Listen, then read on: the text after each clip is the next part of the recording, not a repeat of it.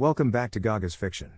In today's video, we dive deep into the world of My Hero Academia as we explore what if Deku says his last words to the world? This is part 1 of a thrilling series, so stay tuned for a mind-blowing journey through this alternate reality. In the common area of the 1A dorms, there was a party happening between the two first-year hero courses. They had just finished their inter-class matches, and 1A emerged as the victors. Now they were all hanging out, enjoying food prepared by Sato and Ibara, and listening to Mina's choice of music. Some were dancing, while others chatted with their friends. A few folks watched anime on the TV. Although there was still some division between the classes, today had brought them closer together, with the exception of Monoma, who received a playful neck chop from Kendo, the big sister of 1B. Izuku was spending time with his 4 adopted children, Iri Midoriya, Kota Izumi Midoriya, Katsuma Shimano Midoriya, and Maharo Shimano Midoriya. Izuku never expected to become a father at his age, but he cherished looking after kids. It all started with Iri, who became his adopted daughter shortly after the cultural festival. This inspired Kota to ask Izuku to adopt him, feeling a bit jealous of Iri's close bond with the hero. Mandalay supported this decision, thinking it would be good for Kota. Katsuma and Maharo had a tragic past. After defeating Nine and his gang, it was revealed they had lost their father. With the island in ruins, there was no one to care for them. Initially, they were headed for the foster system, but Katsuma pleaded with his hero, Deku, to adopt them. So, Izuku's small family grew with these new additions. While Maharo still called him Mr. Deku, the others began using Dad to address him. This change earned Izuku respect from his classmates, even from those who secretly admired him but wouldn't admit it, like Monoma and Katsuki. During the party, a news broadcast interrupted the anime on the TV. Everyone gathered to watch. The message read emergency broadcast with news of a prison break from Tartarus, a maximum security facility. This news startled Mina, Kaminari, Kirishima, and Tetsu, who wondered how anyone could escape from such a prison. Ida asked Sero to turn up the volume, hoping it wasn't a dangerous criminal like Stain. People fell silent to hear the news. The reporter explained that Tartarus had experienced its first ever breakout, but details were scarce due to a partial prison collapse. Concerned, Momo tried to calm down Class 1A, urging them to remain cautious until more information surfaced. Kendo did the same with Class 1B. However, fate had a cruel twist in store. The broadcast cut to a dark room with a beeping heart monitor. People around Japan watched, confused, as the tension rose. After a moment, the room's lights came on, revealing a man sitting on a throne surrounded by life support machines, wearing a skull-like mask. It was none other than All for One, the symbol of evil, who had previously decimated Kamino Ward. All for One calmly began to reveal a hidden history. He claimed to be the original possessor of the All for One quirk, explaining how he had passed it on to others, including his brother, who possessed a quirk called One for All. He admitted to killing his brother but was defeated by the 8th user of One for All, All Might. To the world's shock, he disclosed that All Might had passed on One for All to a 15-year-old quirkless boy, none other than Izuku Midoriya. This revelation stunned people worldwide. Questions and fears ran rampant. In the 1A dorms, students and staff were overwhelmed by the unexpected news. They glanced at Izuku, who looked shaken.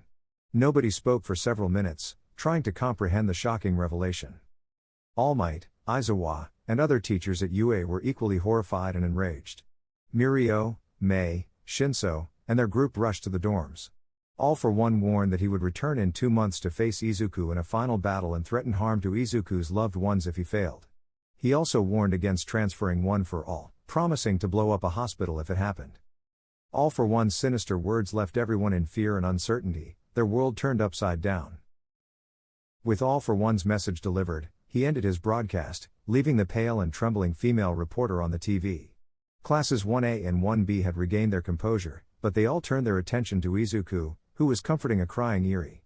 Mirio, his friends, Mei, Shinso, All Might, and Aizawa had quietly entered the room. Izuku appeared slightly shaken but tried to maintain a brave facade. Ochako finally asked the question that was on everyone's mind, Deku. Is what he said true? Izuku continued to console Iri, Kota, and Katsuma, who clung to him. He didn't break eye contact with his children but nodded affirmatively. By this point, all the other teachers and Principal Nezu had arrived. Kirishima couldn't contain his concern. Midori bro, you can't seriously be considering fighting him. You saw what he did to All Might, and he has decades of experience. We are still learning to be heroes. If you go out to fight him, you'll die. Izuku responded, I know, Kirishima, but this is the responsibility of all those who have inherited One for All. I understand my chances are slim, but I must face him. His admission of the likelihood of his death left many in the room teary-eyed.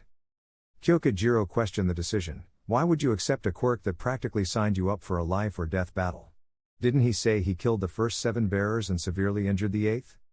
Izuku responded, I found out about All for One a few months later, but when All Might asked me to return the quirk, I refused. For the first time in my life, I was happy, had friends who cared for me, teachers who taught me, and a chance to pursue my dream. Even when I was diagnosed as quirkless, I still wanted to be a hero. Principal Nezu suggested that Izuku start his story from the beginning, which Izuku agreed to. He asked everyone to find a chair and get comfortable. With the audience settled, Izuku began sharing his life story, including the mistreatment he endured from Bakugo growing up, his quirkless years, and his journey to UA. Emotions ran high among the listeners, who felt anger at Bakugo and his peers for the bullying, disgust at the teachers for not helping, inspiration from Izuku's determination, and deep sadness as his story concluded. As they processed the shocking revelations, Izuku sought permission from Principal Nezu to skip classes and focus on training for 2 months. Nezu agreed, with the condition that Izuku would redouble his efforts in his studies once the battle was over. Izuku left to rest, and the others discussed what they had learned. Aizawa gave Bakugo a week of detention for his past bullying, considering it fair given Izuku's forgiveness. They stayed up late into the night, reflecting on the impact of the news and how to support Izuku. 2 months later, on Christmas Eve, both hero classes, along with Mei, Shinso, Neihire, Tamaki, and Mirio, who had regained his quirk, thanks to Eri, prepared for a Christmas party. The festive atmosphere couldn't fully mask the undercurrent of tension, as everyone knew that Izuku was gearing up to face All for One. They had seen little of him over the past 2 months because he was focused on training, but their bond with him had deepened. Despite the fears and worries, they tried to maintain a positive outlook for Izuku's sake. Over these 2 months, they had observed several physical changes in Izuku. He had grown significantly taller, from 166 centimeters to 185 centimeters. He had also gained noticeable muscle mass without appearing overly bulky. He explained that the first user of One for All was using a small percentage of the quirk to induce these changes. Additionally, they noticed that he always had some sort of bandage on his body. The festive atmosphere inside the Heights Alliance 1A dorm had taken a sour turn as Izuku, on a break from his intensive training, joined the Christmas party. Eri, Kota, and Katsuma, wearing Santa outfits with personal touches reflecting their quirks and personalities, enthusiastically greeted him with Merry Christmas, Dad/Pop/Papa. Izuku laughed as he picked them up and set them on his shoulders. Notably, Mahiro, who stood by the tree, didn't approach Izuku. Since that night 2 months ago, she had been distancing herself from him. She had the least amount of interaction with Izuku among his 4 children, which saddened the onlookers as they saw Izuku's genuine effort. The children, noticing Izuku's somewhat somber mood, quickly changed the topic. Kota asked, Hey Pops, can we open one of our presents tonight, please? Katsuma and Eri, sitting on Izuku's other shoulder, eagerly nodded in agreement. Izuku smiled and agreed, I don't see any harm in opening one of your presents early. Go ahead, pick one. The kids rushed to the tree and returned with gifts they had chosen in advance. Izuku guided them to the couch, where he crouched down to watch their excitement as they unwrapped their presents. Eri received a pink cat sweater and a headband with cat ears, Kota got a limited edition All Might action figure, and Katsuma received a collection of Pro Hero lapel pins. The children, after hugging Izuku in gratitude, made the heartwarming moment even more memorable. All the while, the common room residents were watching the touching scene with smiles, and Momo even created a camera to capture the moment in photographs. As the children rejoiced, All Might, Aizawa, and Inko entered the room, and no one missed the fact that All Might was holding Inko's hand. They all had smiles on their faces as Izuku picked another present and walked over to Mahiro. Crouching down, he offered the gift, saying, Here you go, Mahiro. It's only fair that you open a gift too. This is from me, and I think I got something you'd like. Mahiro, however, displayed an angry expression and hurled the gift at the wall several feet away. The room fell silent, shocked by her action. Before Izuku could ask why, Katsuma spoke up, questioning her behavior. Mahiro, her anger unabated, declared, Stop calling him Papa, Katsuma. He is not our father. Our dad died only a few months ago, and you're already trying to replace him. Did you not even love Dad at all? Her accusation left everyone in the common room stunned. Izuku attempted to defuse the situation, stating that Maharo needed to apologize to her brother in addressing the misunderstanding about being a replacement. However, Maharo's next words were filled with anger and hatred. "I hate you, don't you get it? I want nothing to do with you. You know what, I hope that villain kills you when you fight." Maharo yelled furiously, leaving the room in stunned silence, with only her labored, angry breathing audible. When she regained her composure, she realized the magnitude of her words and looked at Izuku, who appeared deeply hurt. Izuku stood up, wiped the corner of his eye, and told his other 3 children, who were still sitting on the couch, that he had to get back to training after retrieving something from his room. His kids nodded in silence while watching him ascend the stairs. The remaining 3 children confronted Maharo, questioning her outburst and her hurtful words towards their father. In the background, Inko was crying into her hands, while All Might had an arm around her. Aizawa struggled to hide his anger, as Maharo was just a 10-year-old girl. Tears streaming down her cheeks, Maharo sobbed and explained, I sniffled don't know why I said that sob. I just got so angry when I saw him with that gift because dad used to let us open a gift early. I know that he was just trying to be kind, but I just lost control of my anger." Momo hugged the distressed girl, offering comfort. After Maharo had calmed down, Momo asked her what she would do when Izuku came downstairs. Maharo replied that she would apologize, wish him a Merry Christmas, and thank him for the gift. Momo suggested that they watch some TV while they waited and searched for a Christmas movie. They agreed, but when they turned on the TV, a breaking news bulletin began, featuring a correspondent reporting from Kamino Ward about All Might and All for One's battle. However, the residents of the 1A common room quickly realized that this news report was different, as the camera had picked up sound over long distances. The reporter introduced All for One, who, with his characteristic cruelty, announced that he had kidnapped Izuku's family and friends to witness Izuku's impending fight to the death. Back at the 1A dorm, Izuku walked downstairs after taking some time to calm down from what Maharo had said. Even though he was a kind-hearted person, he hadn't completely let go of the hurt she had caused. As he descended the stairs, he entered the common room to find it empty except for the TV, which was on. He felt a sense of unease, and the vestiges in his mind confirmed it. Izuku approached the TV and what he saw filled him with a mix of anger and fear. On the screen, he saw his loved ones kneeling before All for One, AFO, who was in Kamino Ward. Before he could fully grasp the situation, AFO began speaking, addressing the camera from the edge of the crater where his helicopter had landed. "Izuku Midoriya, the time has come. I've gathered everyone you care about to ensure you come to me. I'm giving you 6 hours to prepare, but for every minute you make me wait, I'll kill someone you care about. Don't keep me waiting." Afo's laughter followed his words. Izuku barely registered the rest of what Afo said. He was already on his way to UA, deep in thought and conversation with the first vestige, Yoichi. "Yoichi, I can only access 50% of One for All right now. That might not be enough to defeat Afo. Is there any way you can help?" Izuku inquired. Yoichi responded with a tinge of sadness, "Maybe, Izuku, but pushing your quirk past its limits will take a toll on your life. Win or lose, you might not survive this." Unfazed by the grim revelation, Izuku began formulating a plan. He reached the support department and found a case with his seat number and a post-it note that read, "For muscles." Kamino Ward Crater, 5.5 hours later. The world held its breath as the hours passed, wondering if the hero Deku would answer Afo's challenge or flee. Afo and the hostages had no doubt Izuku would come. He'd never let innocent lives suffer, even at the cost of his own. Afo stood calmly in the center of the crater, watching as Izuku approached. Unbeknownst to the crowd, Afo possessed the ability to analyze people's quirks by looking at them. He smirked, considering a potential target. "That purple-haired girl has a rather useless quirk. If I kill her, it'll eliminate another weak quirk from society and infuriate Midoriya, making it easier to kill him." With the world watching, Afo moved for the first time in hours. He grabbed Jiro by the neck and flung her closer to him, leaving everyone perplexed. Afo's words chilled them to the bone. "I'd advise you not to move. Any attempt to rescue her will result in a child's death. Jiro, you've had your share of misfortune. First, you got a worthless quirk, then you were taken hostage. Since I'm bored and have no desire to steal your quirk, I want to see how your death affects Midoriya. This is your final act." Tears welled up in the eyes of the hostages as they looked helplessly at Jiro. She smiled weakly, shaking her head. As she prepared for the inevitable, Afo struck her. In that moment, chaos erupted, and a massive dust cloud enveloped the area. The world held its breath as the dust cleared. To everyone's shock, instead of finding a lifeless Jiro and a triumphant villain, they saw Izuku, now donned in a new costume with a white cape and red bandages, standing protectively in front of Jiro.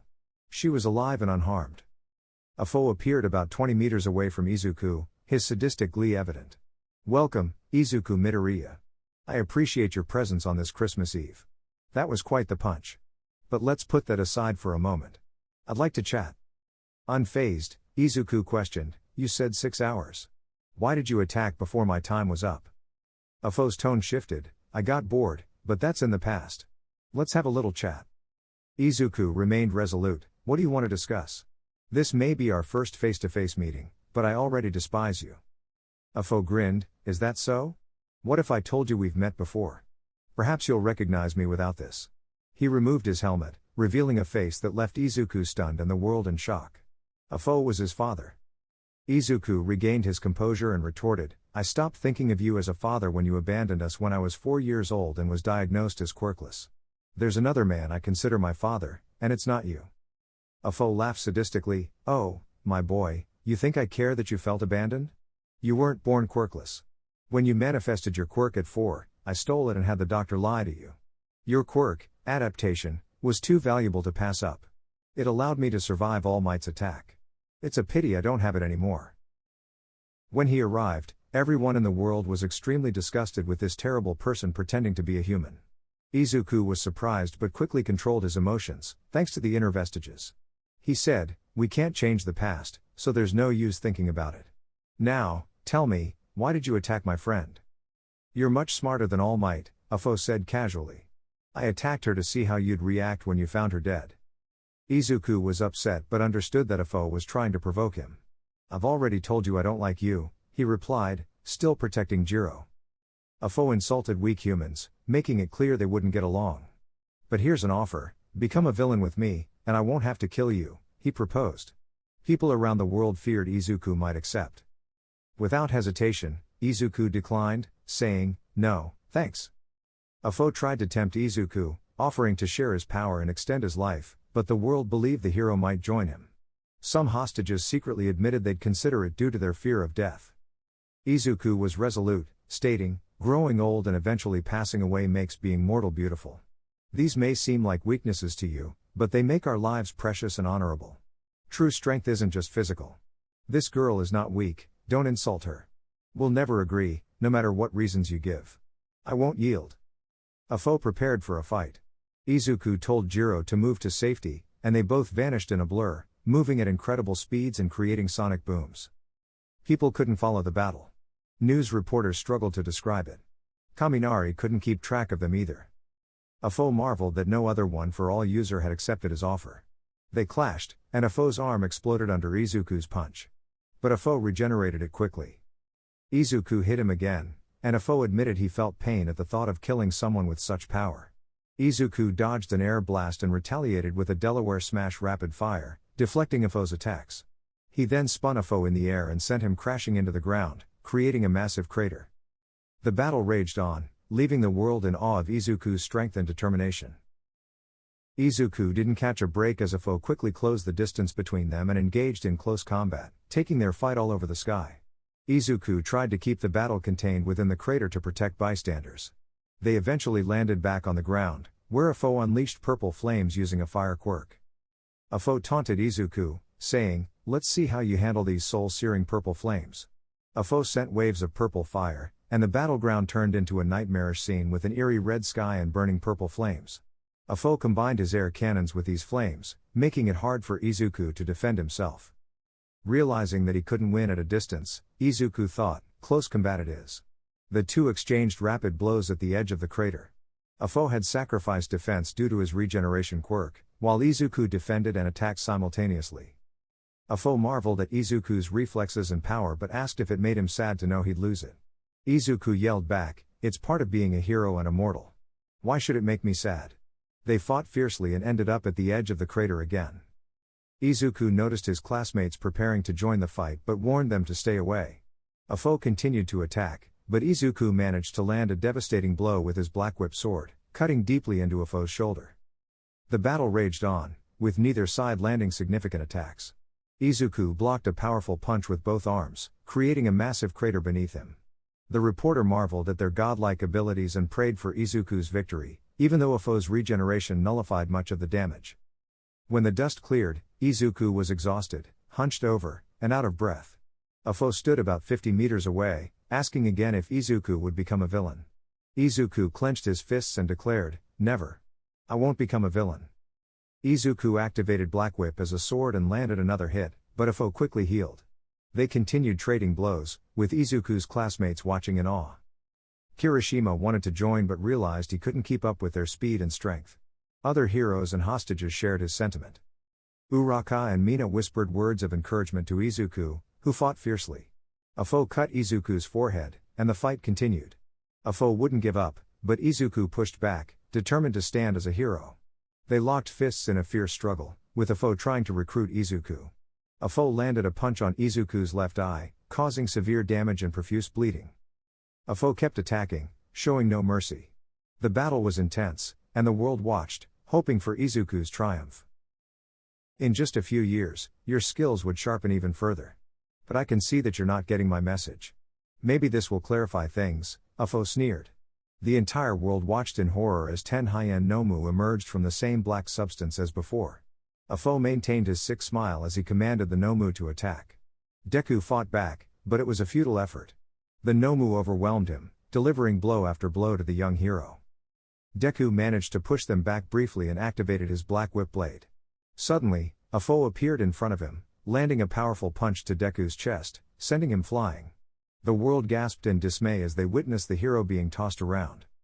Deku struggled to catch his breath as he got to his feet. A foe approached him while the Nomu circled. "I'll make a deal, let me kill one of the heroes watching, and I'll spare your life. Do you really think your life is worth more than a single human's?" A foe offered. Deku stood his ground, replying, "You won't stop at one. I'll take you all on." He yelled, performing a backflip and landing a kick to a foe's chin. When the camera focused on Deku again, blood trickled from the corners of his mouth. "Why do you sacrifice so much for a society that's done nothing for you? Discriminated against you, hurt you, and ignored your existence." A foe couldn't fathom Deku's beliefs. "Without sacrifice, there can be no victory. The peace that will come with my victory and your defeat is worth fighting for. My life is a small price to pay for a peaceful world for my children. At the end of the day, one will stand, one will fall. I've faced adversity since birth, and no matter how many of you there are, I will overcome it all." Deku exclaimed, activating his Black Whip swords on both arms and attacking the Nomu. But at their master's command, they charged at him. The world watched as Deku bravely battled the monsters, eliminating them one by one with a relentless offense. However, the strain of using 100% of his power took a toll, and he continued to accumulate injuries. Despite this, with every passing second, Deku's skills improved. But his vast potential could only do so much against a foe in the Nomu. Finally, Deku rolled over the last remaining Nomu and impaled it through the mouth into its brain. The world was about to cheer, but they noticed Deku frantically searching for something.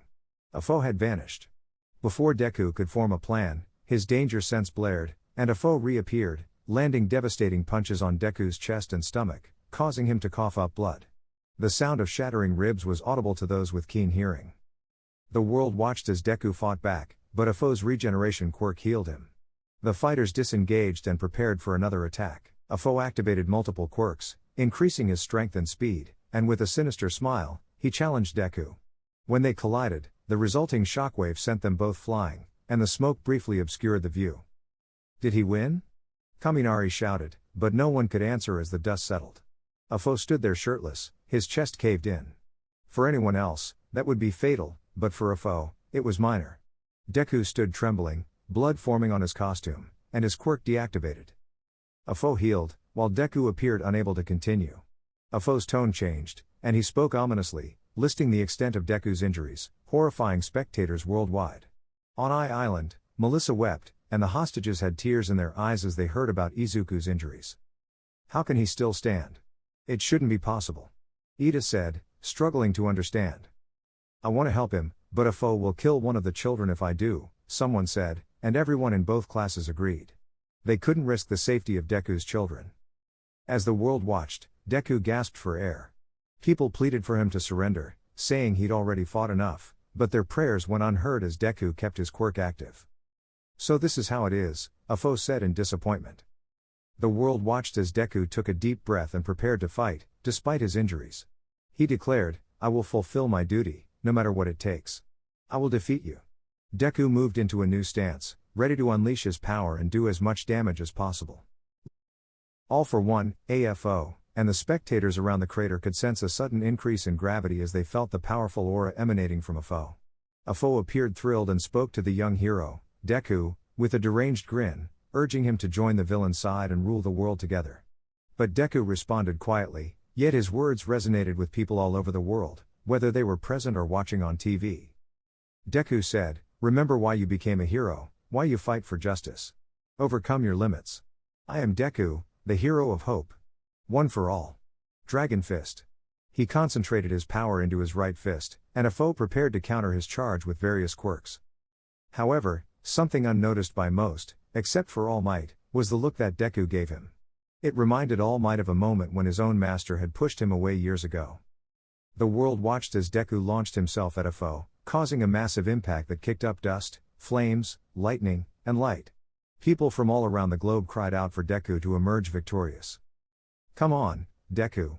You can do it." Spectators all over the world urged. They witnessed the aura surrounding Deku taking the form of a massive teal eastern dragon. When the two clashed, there was a fierce battle with dust and debris filling the air. Then, it went silent. The world waited anxiously for the dust to clear, asking where Deku was. "Where is he?" Deku's children asked, hoping their father was safe. As the smoke dissipated, they could still see Deku standing, but his right arm was now just a bloody stump. "Did he win?" the reporter asked, uncertain who he was addressing. Soon, the world received its answer as more dust cleared.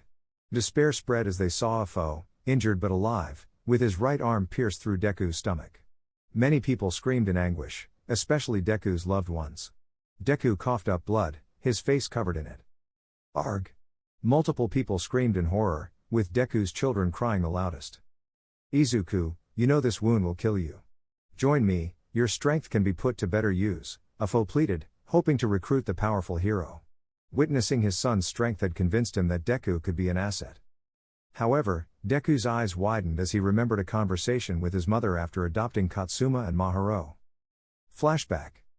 Izuku was sitting with his mother, Inko, enjoying tea when she apologized for not supporting him when he needed a hero the most. She believed he was blessed with extraordinary strength to protect the weak and emphasized using that strength for the greater good. Incredible strength comes with great responsibility. Those born strong must help those less fortunate, she told him.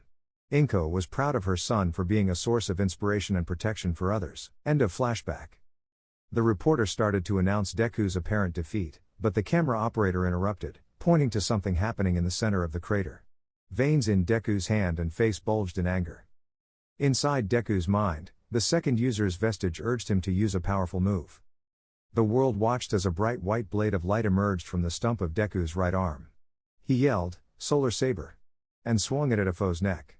Despite his injuries, Deku refused to give up, and his grunts of determination were the only sounds heard. Incredible!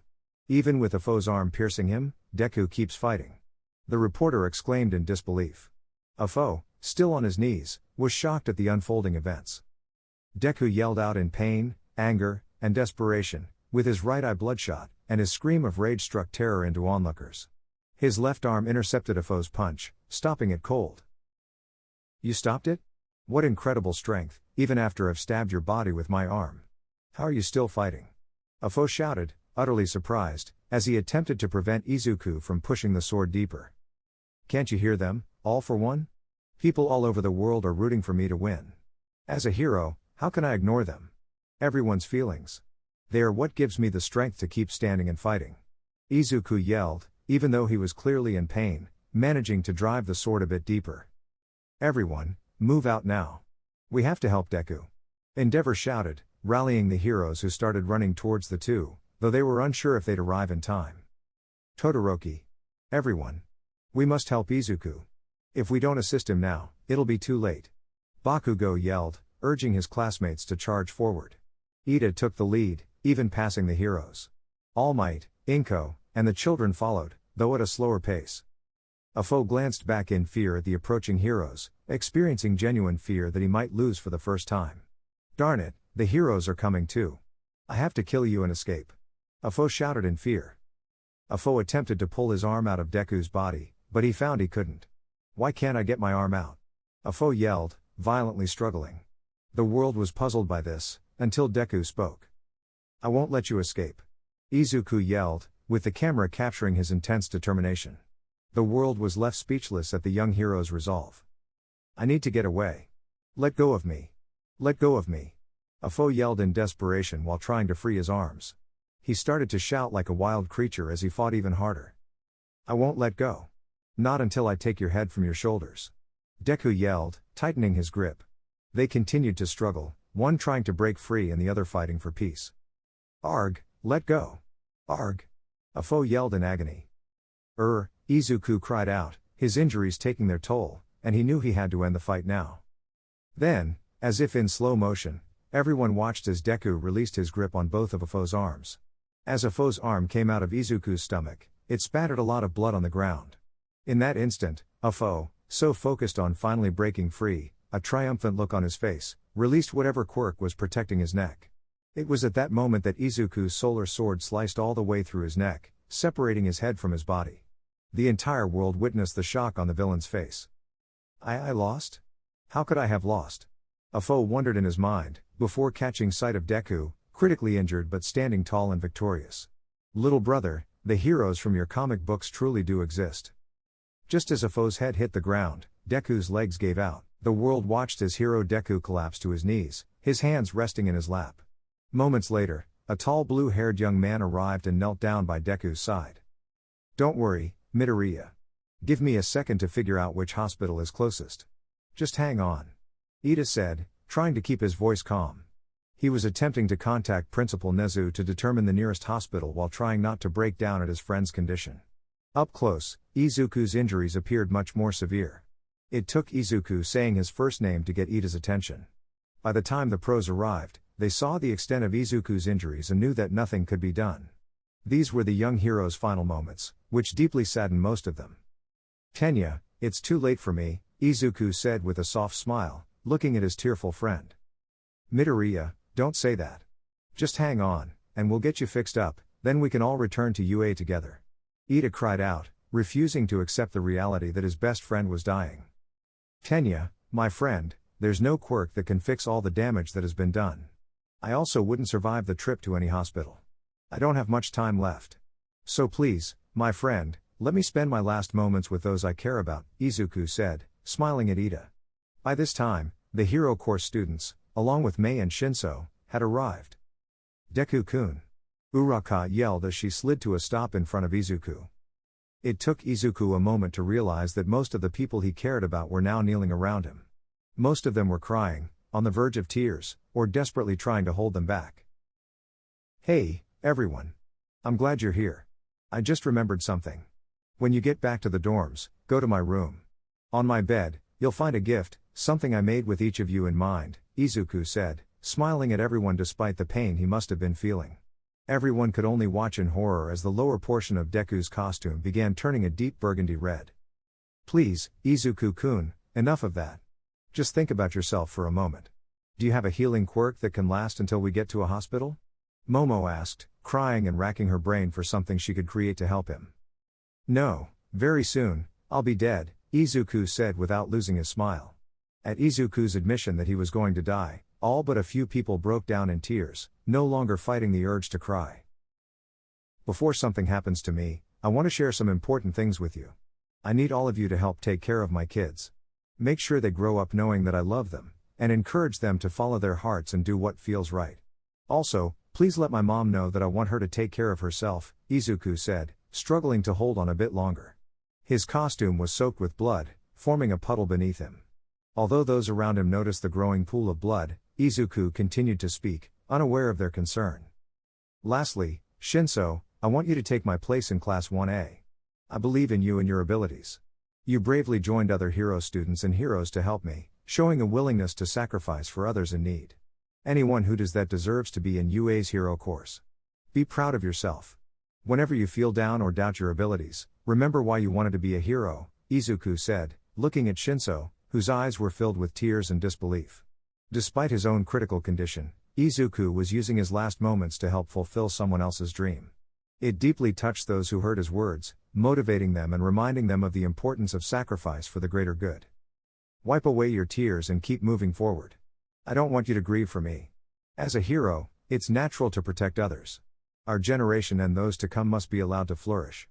Any hero would do the same in my place, Izuku added with a smile. His words had a profound impact on everyone, making them reflect on their own commitment to heroism.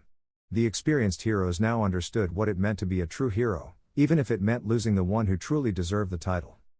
Before Izuku could say more, he felt his children hugging him tightly, and he was struck by 4 small missiles, all coming from his kids. He would have fallen if Tokoyami hadn't steadied him. Looking down, Izuku saw his children crying and hugging him. Maharu tried to apologize for her earlier words, but she was too overwhelmed with tears to speak. Using the little strength he had left, Izuku raised both his arms to hug his children. Everyone noticed his severely injured right arm, which had been cauterized to an extreme degree, causing him immense pain. Listen, everyone. You must keep growing and become the best heroes in the world. I believe that each one of you will achieve amazing things, Izuku said, and tears welled up in the eyes of everyone present, including many professional heroes. Izuku noticed a light on his chest and realized Eri was crying and trying to use her power. But her quirk faded away, too weak to work. Eri cried and held on to her dad. The whole world seemed like it was intruding on a very personal moment as they watched Izuku bend down to whisper to his children.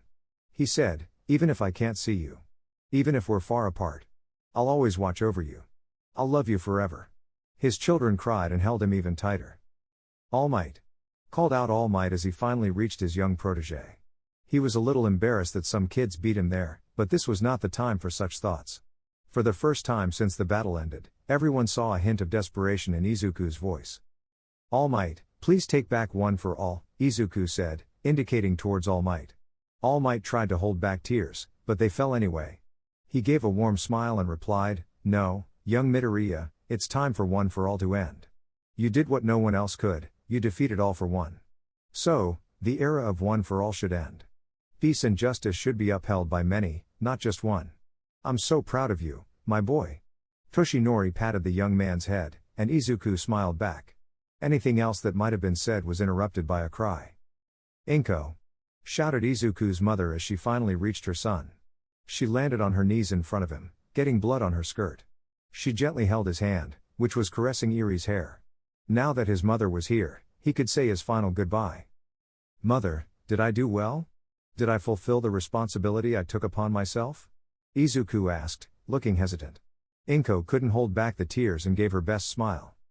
"I'm so proud of you, my son. You showed the world the hero I always knew you were." Izuku smiled with pure happiness, almost as if he wasn't on his deathbed. Inko's heart ached as she continued, "You look tired, Izuku. You've earned a long, peaceful rest." Izuku didn't say anything, still wearing that same bright, closed-eyed grin. Everyone watched as the smile slowly faded, and his arms, which had been holding his children, fell limply to his sides. Jiro sobbed in the background, recognizing the moment Izuku's heart stopped. Afo's former hostages wept, and even Aizawa shed silent tears. Even the reporter had tears in his eyes as he spoke into the camera. "It seems that hero Deku has finally succumbed to his injuries. Let's have a moment of silence to honor this brave young hero who gave his life." For a brief moment, the whole world fell silent in respect for the young hero who fought so hard for them. The professional heroes silently left to go back to their homes, many of them grappling with feelings of unworthiness in comparison to Deku. They resolved to improve themselves to be worthy of the faith the young hero had in them. Before long, only the former hostages and the pro-heroes who had trained Izuku remained in the crater. Everyone except Endeavor, Hound Dog, and Bakugo was in tears. Those surrounding Deku made. "Come on, Midoriya, please wake up," Sero said, struggling to accept what had happened. "Wake up, Midoriya. I need your help with training tomorrow," Kendo said, her eyes fixed on Midoriya's motionless body. "I can't believe this is happening. There's something I never told you," Uraka said, tears streaming down her face. "No, it's my fault. If only I were stronger, I could have helped him," Todoroki said, his silent tears betraying his grief as he looked at his best friend's lifeless form. "Midoriya, you can't be gone," Mina said, trying to hold back tears. "I'll miss you, Midoriya-chan," Sue said, her eyes brimming with tears. "He's really gone," Jiro said, her heart heavy with sadness and disbelief. "It's all my fault. If Eri hadn't restored my quirk, she might have saved him," Mirio said, blaming himself and crying. Nei Hire and Tamaki cried beside him. Inko sobbed into All Might's shoulder, while he did his best to console her despite his own grief. "It's all my fault. If I had defeated a foe sooner, my student would still be alive," All Might thought, struggling to hold back his tears. "I can't believe he's gone. How could a father do that to his own son?" with a smile on his face. Kaminari said, his face showing shock, sadness, and disbelief. "If only I hadn't been so scared, I might have found a way to help him." "There was nothing we could have done, Kaminari. They were just too powerful for us to help," Shoji said, his composed exterior masking his inner sadness. Suddenly, Kirishima hit the ground, his whole body shaking as he cried. "I'm so frustrated. Every time I break through one wall, it feels like I hit an even higher, thicker wall. I can hear my heroes and friends fighting beyond it, but I can't join them. Can I ever become like him?" Kirishima cried, his words causing even more tears from everyone. Bakugo's body shook violently, and he finally lost control, unleashing a massive explosion. "Stop crying like babies. Deku believed in us, so we have to figure out how to carry on. Feeling sorry for ourselves won't help. Remember what Deku said, no matter how pathetic we feel, we have to keep on living." Bakugo shouted, his angry facade crumbling as he cried alongside the others. "But you're crying too, Bakugo. I can see your tears," Kaminari said, teary-eyed. Bakugo responded with a headbutt before breaking down in tears with the rest. After about an hour, they realized they couldn't stay there all night. All Might spoke up, "Young Yaoyorozu, could you make a stretcher, please?" Yaoyorozu did as asked, and they gently placed Izuku's kids, who had fallen asleep, with the girls from classes A and B. They laid Izuku on the stretcher, and Todoroki, Bakugo, Kirishima, and Tetsu carried him. On their way to UA, they encountered thousands of people lining the road, showing their respect and sadness. At UA, they found the student body, their parents, and Nezu waiting. The group carried Izuku inside and handed him over to the medical team, leaving the room as their parents joined them. The former hostages went to the 1A dorms with their parents, where the festive decorations from earlier felt like a distant memory. Izuku's kids found a gift he had prepared for Maharu, a doll, and an envelope. Maharu opened the envelope and cried as she read its contents, hugging the doll close, repeating, "I'm sorry, Daddy. Please forgive me." The moment touched everyone's hearts deeply. Many of the girls rushed to comfort the upset child. After calming her down, Momo asked if she could read the letter aloud. Maharu silently nodded while clutching her doll and sitting beside her brother. Momo cleared her throat and began to read the note. "Dear Maharu, I apologize for any hurt I may have caused you. I eagerly look forward to the day when you invite me to your tea parties again. I hope this doll brings you joy. I asked Katsuma what you wanted, and he said you've been wanting this doll for a couple of years. I also want you to know that I love you, and even though I'm not your biological dad or a replacement for him, I'll always consider you my daughter. With love, Izuku." Tears welled up in the more emotional members of the class as Momo finished reading the letter. At that moment, they noticed Bakugo walking up the stairs, where he had disappeared for about 5 minutes. He returned with a box in his hands and placed it on the coffee table. Bakugo then distributed items to the students and teachers, and they saw that each was a personalized notebook. Upon receiving these journals, they realized the significance and purpose of these gifts. Afterward, Bakugo retrieved a note from his pocket and read it aloud. "Dear everyone. If you're reading this, it means I didn't survive my battle against a foe. Hopefully, I managed to defeat him, but if you're reading this, then I probably won. A few months ago, my mom mentioned how blessed other people were to have me in their lives. I regret to say that she was wrong. I was the one truly blessed to have such amazing people in my life. I'll cherish the memories we created together forever.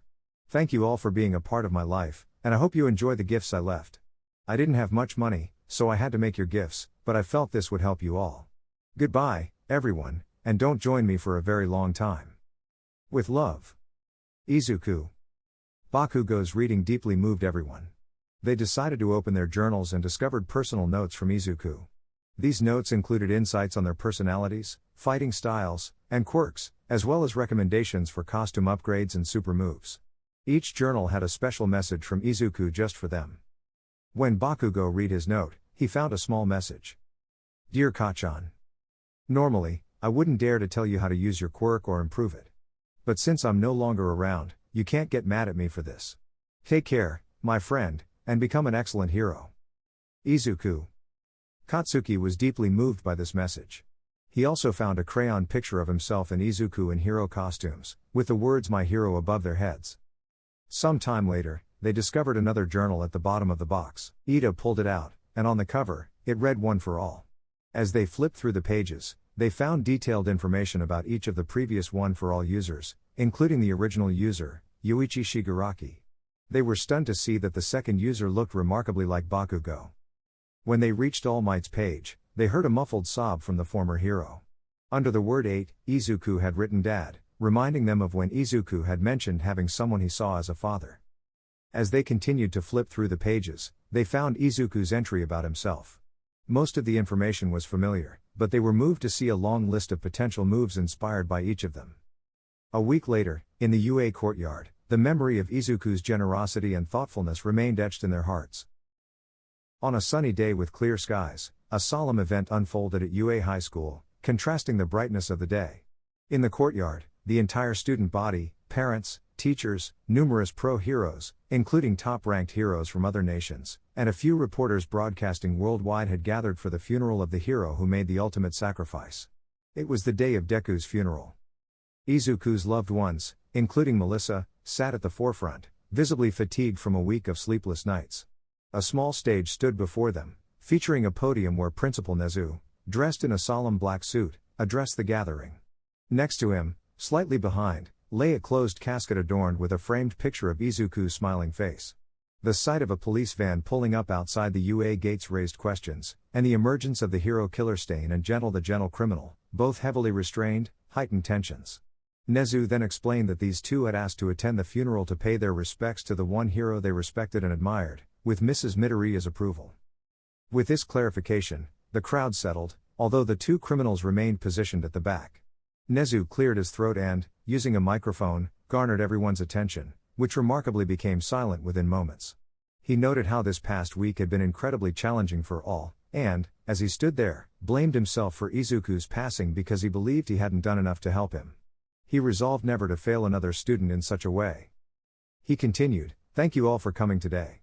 We gather to bid farewell to a friend, a father, a son, a student, a hero, and someone whose absence has left the world much poorer. Last week, Izuku Midoriya gave his life to protect the world, a burden no child should bear. Despite the unfairness, Izuku remained unyielding, never complained, and greeted each day with a smile, even passing from this world with one. He was an exceptional child, and while I grieve his loss, I look forward to the day we meet again."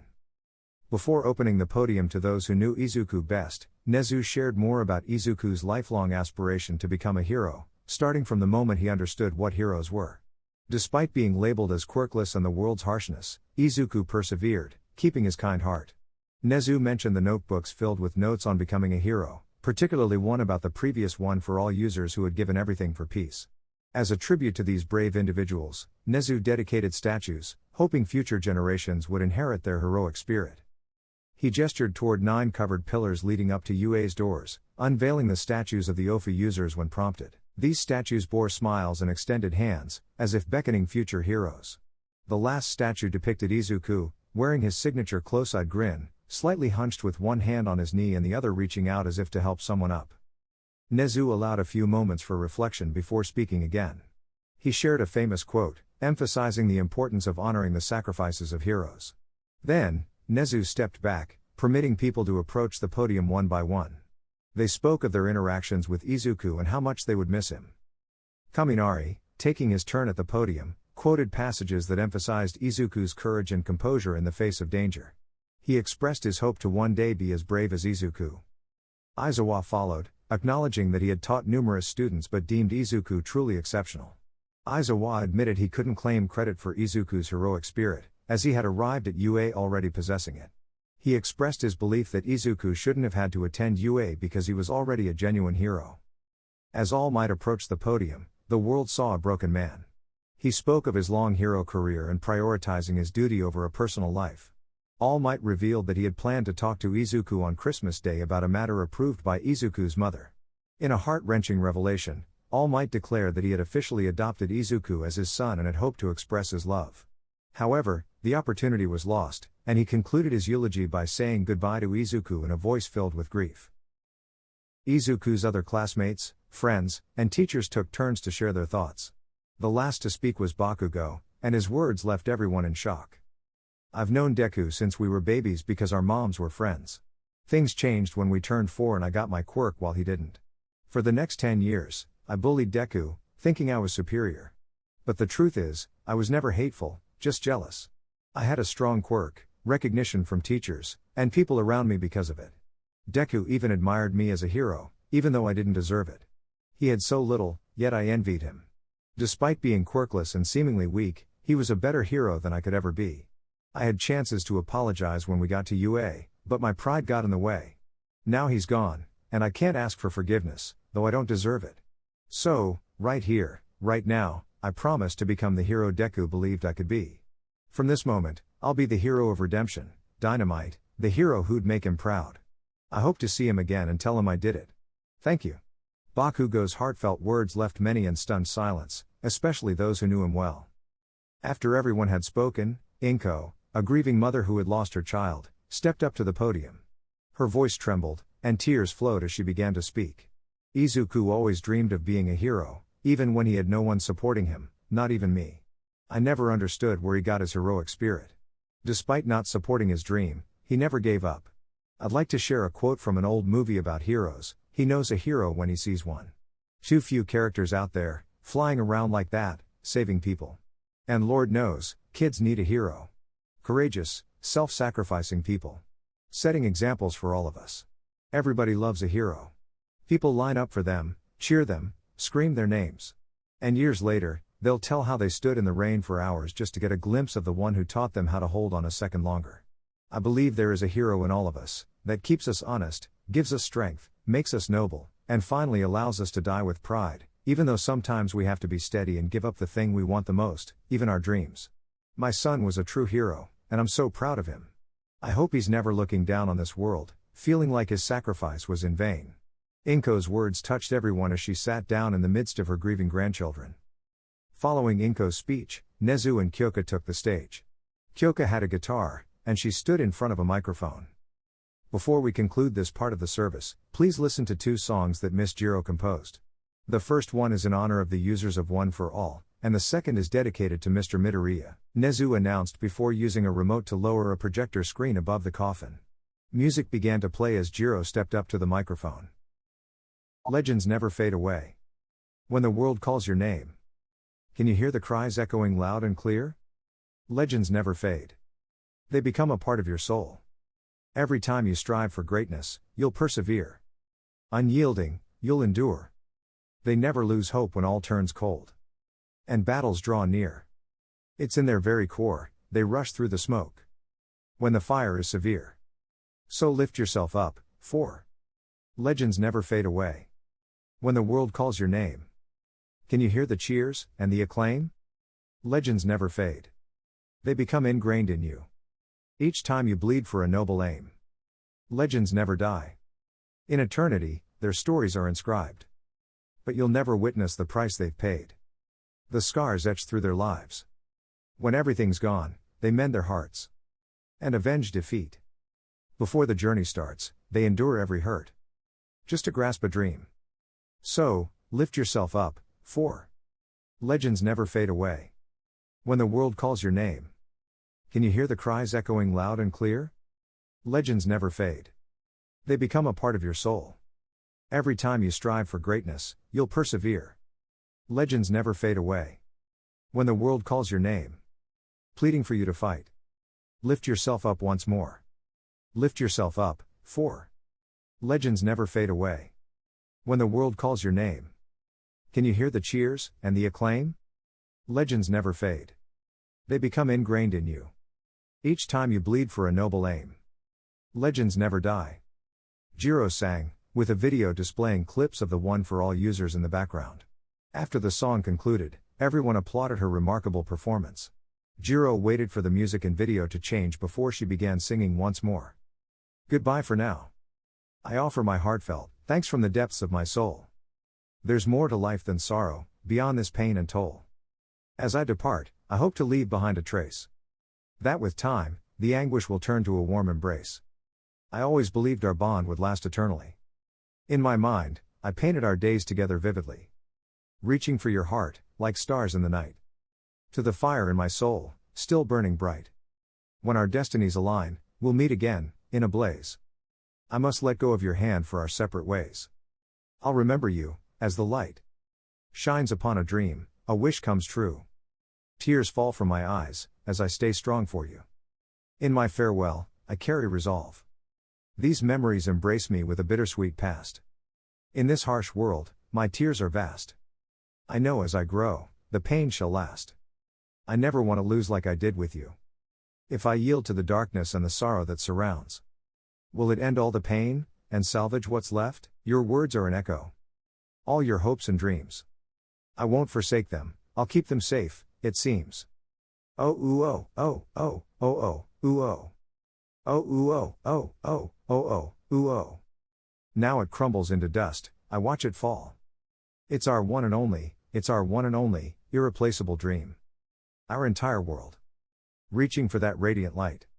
Yearning to hold it close, with all my might. Once it gleamed so bright, then vanished from sight. Leaving behind only hope's gentle light.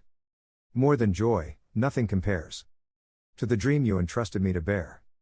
Now, without looking back, on my journey I'll embark. I'll look only ahead, with each step I take. Keeping the flame within, my heart burning bright. Until I find that distant future.